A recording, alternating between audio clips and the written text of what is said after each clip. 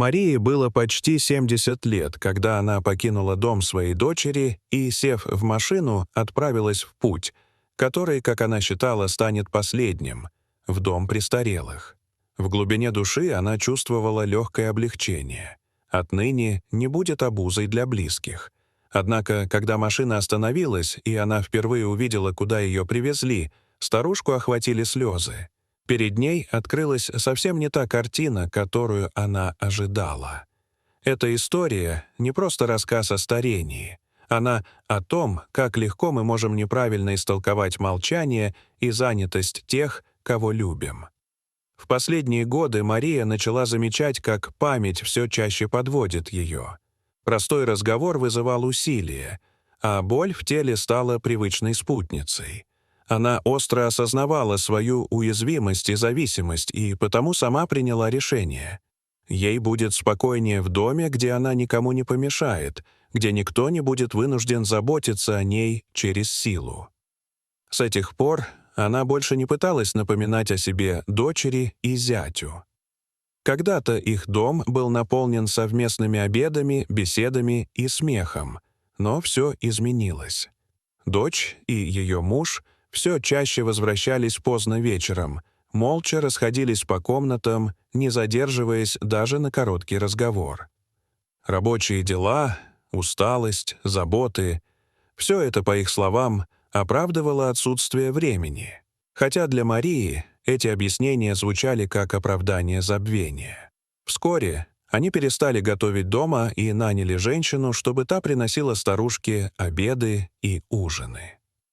Мария принимала это как должное, стараясь не жаловаться и не напоминать о себе лишний раз.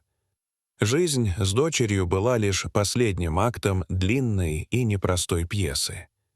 Когда-то у Марии был собственный дом, оставшийся от родителей. Она жила там с человеком, которого когда-то спасла. Они полюбили друг друга, поженились, спустя время у них родилась девочка.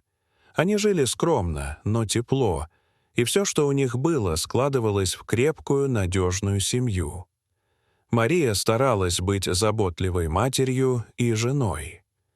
Но все разрушилось с уходом Николая. Горе поселилось в доме, когда он остался пустым. Дочь и зять стали навещать ее реже, а затем предложили переехать к ним, как временное решение.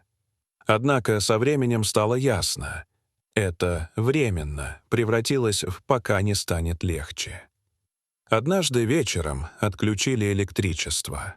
Мария зажгла свечу и, не заметив, как задремала на диване, оставила ее без присмотра.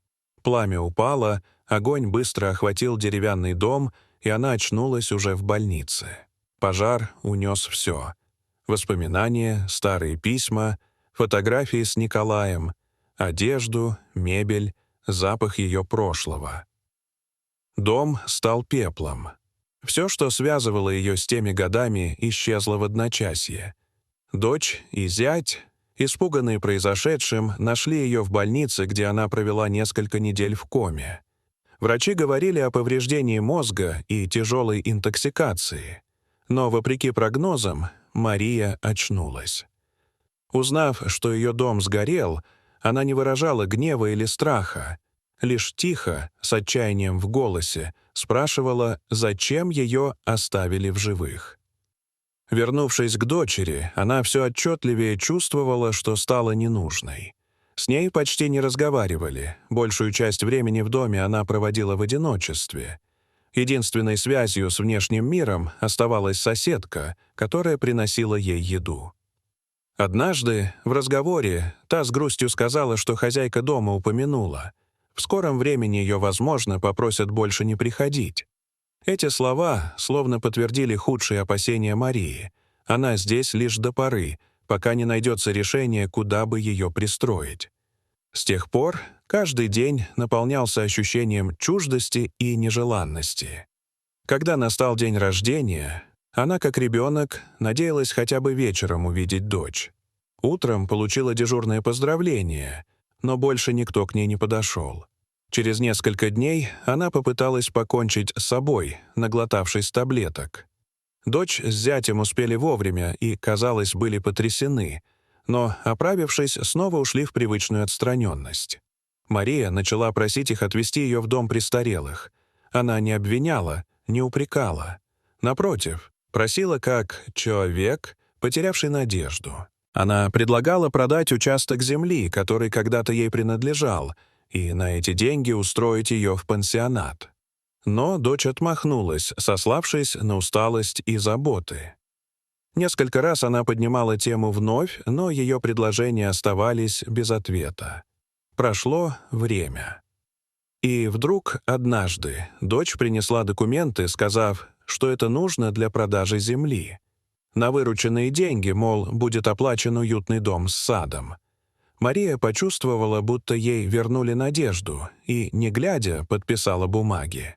В следующей неделе она с волнением ждала переезда. Но время шло, а ничего не происходило. На вопросы она слышала все те же уклончивые объяснения, мол, покупатель пока не найден. И вот в пятницу вечером, когда дочь вернулась с работы, Мария твердо заявила, что сама на следующей неделе пойдет искать место, где ей дадут хотя бы угол. Ответом была насмешка.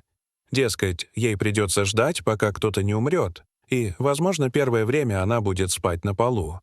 Это ранило. Но на следующий день Мария увидела, как дочь с мужем уносят из дома вещи, одеяло, новые простыни. В глубине души она почувствовала облегчение. Наконец-то ее просьба будет выполнена. Собрав свои вещи, Мария попрощалась с домом и вышла к машине. Соседка Лидия, увидев ее чемоданы, поняла, что та уезжает, и, грустно вздохнув, подтвердила догадку. Вчера ей уже намекнули, что Мария скоро уедет. В дороге старушка долго молчала, смотрела в окно, вглядываясь в проносящиеся пейзажи.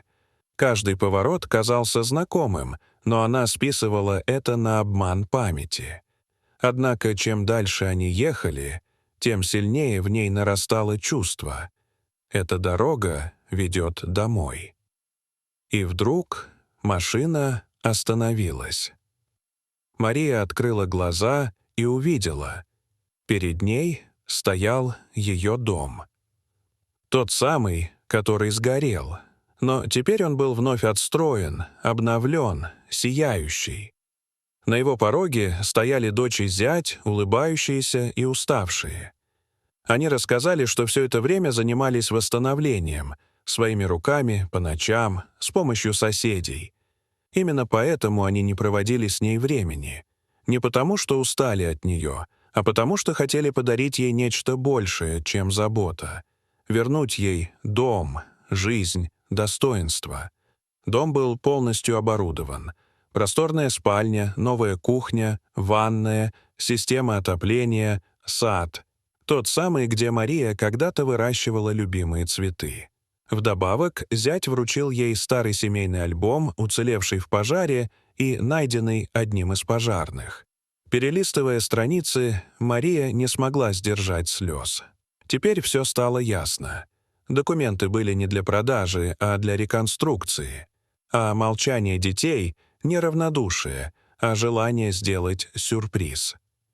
Они не хотели говорить раньше, боясь разочаровать, если что-то не получится. Все это время они строили для нее гнездо с теплом, любовью и уважением. Слезы Марии — это были слезы очищения, примирения и огромной благодарности. Она извинилась перед дочерью за свои прежние мысли, но та лишь крепко обняла ее. Не было обид, только радость возвращения. Мария поняла, несмотря на боль, страх и одиночество, ее любили. И любовь эта была настоящей, пусть и выражалась не в словах, а в действиях. Она воспитала не просто дочь, а человека с сердцем, для которого кровь не главное, а забота, уважение и верность важнее любых родственных связей. В мире, где так много пожилых людей оказываются забытыми, эта история — напоминание о том, что сострадание и внимание — не вопрос свободного времени, а вопрос выбора. Отказаться от тех, кто дал нам жизнь, — это самое тяжелое предательство. Но сохранить связь, даже через молчание, работу, усилия — это и есть настоящая любовь. Дорогие зрители, что вы думаете об этой истории? Расскажите, пожалуйста, в комментариях. А если вам понравилось это видео, то ставьте лайк и подписывайтесь на наш канал. До свидания.